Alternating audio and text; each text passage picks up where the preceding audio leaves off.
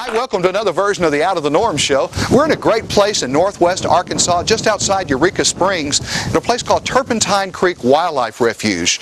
We're going to be finding out some stories about animals that have been rescued from across the country and brought here to beautiful farmland of northwest Arkansas to live out their life in peace and gentleness and be taken care of by a dedicated group of people.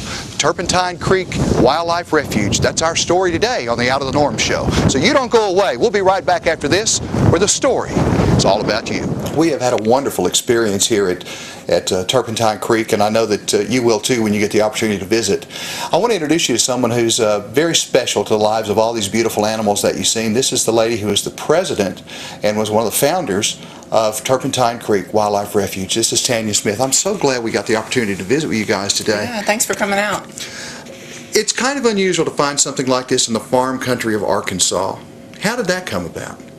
Well, you know, northwest Arkansas is abundant with poultry manufacturers and things like that, and the weather's not too hot or too cold for too long. So in 1992, when we started this foundation, we realized that we needed to go somewhere where there was an omni-food supply, and that's why we picked northwest Arkansas. When you say omni-food supply, what does that mean? Well, last month alone, we processed over 40,000 pounds of raw meat that Walmart donated. So, you know, we're very blessed to have Walmart supporting our food supply, plus Tyson Foods. They do a very nice job to help us feed the big cats here at Turpentine Creek Wildlife Refuge. So this is a whole lot more than just an organization that you guys own or operate. There's a lot of people involved, isn't there? Oh, yes.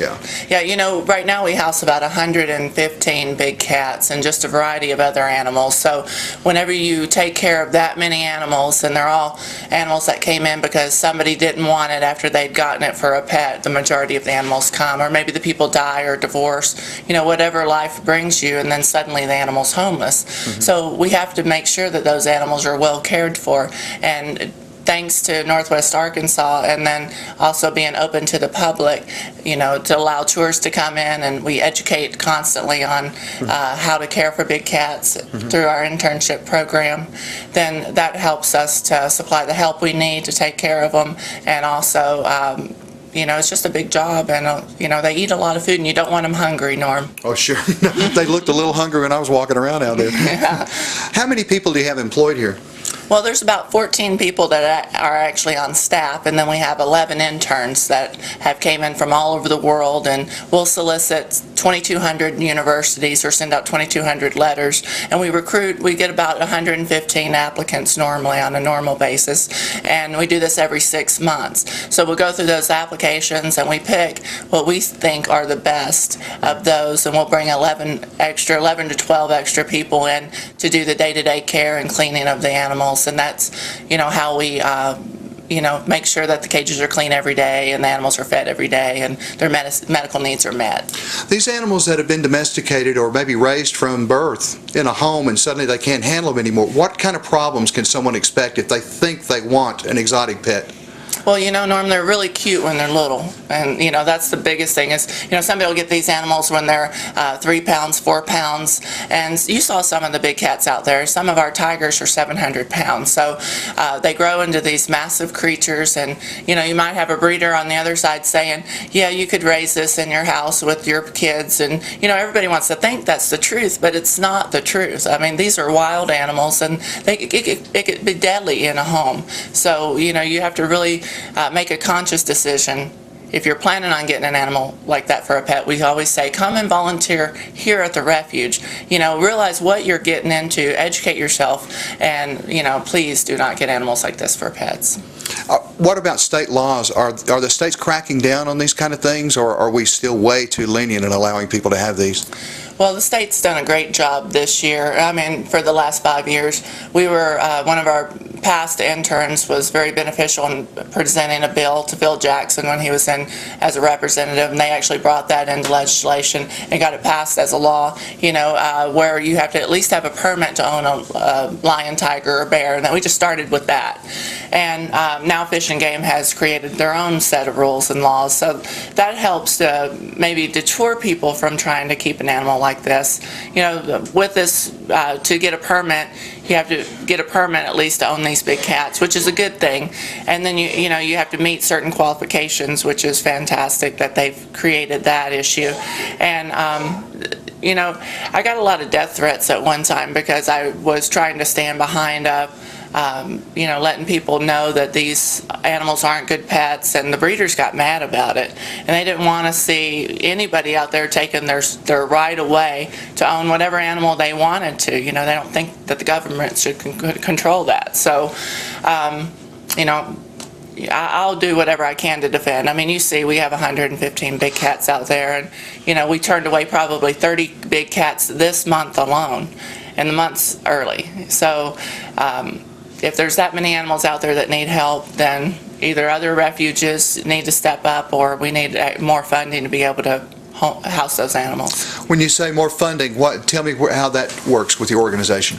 Well, we are a 501c3 nonprofit organization, and people can make donations to the foundation. You can also come and stay in our lodging. You know, that's a really neat opportunity for people. You can actually hear the lions carol all through the night.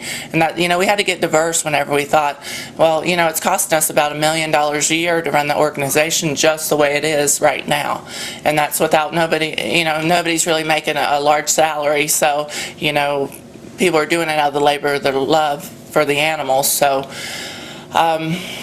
you know, it's just a wonderful organization, and you know, we do special events here. You know, we try to bring the community in. We take gifts in kind, things like that. Tell me about the Kite Fest that's coming up. Yeah, on the 27th of March, we have the 20th annual Kite Fest, and it's Eureka Springs Kite Fest. We were happy to host it out here. It's a free event, so you know, anybody can come out at no charge and actually get to see the animals. Well, you know, you pay a admission fee to get to see the animals, and that's another way that we support the mission here. Sure. But the Kite Fest is free. Just bring a lawn chair and a cooler and have a good time. There'll be live music and food and all kinds of things going on. It's a lot of fun.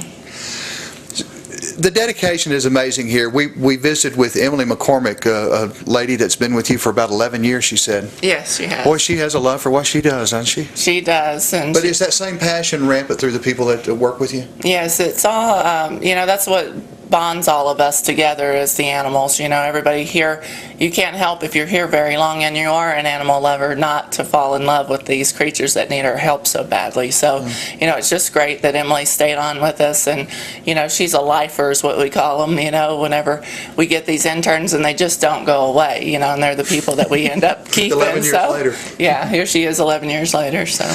Now, one way that you across America can help participate in this, number one, we invite you to come to Northwest Arkansas and visit Turpentine Creek Wildlife Refuge. You'll have a great time here. You'll be treated well. You'll learn a lot of things, and you'll get an experience that you certainly won't get in a zoo. You'll get a lot of personality of these animals and how they respond to one another and to the people who handle them, and that's quite exciting. Another way is to send money, right? Right, and you know, if you just want to go to the website, you can go onto our website. It's just turpentinecreek.org, and you can go directly into the website and learn more about the refuge and how to donate. Turpentinecreek.org. That's where we're at. That's what we're doing. This has been great, Tanya. I really appreciate it. Well, I'm glad you came out, Norm. All right. We'll be back in just a few minutes. Don't go away. There's more stories all about you on the Out of the Norm Show.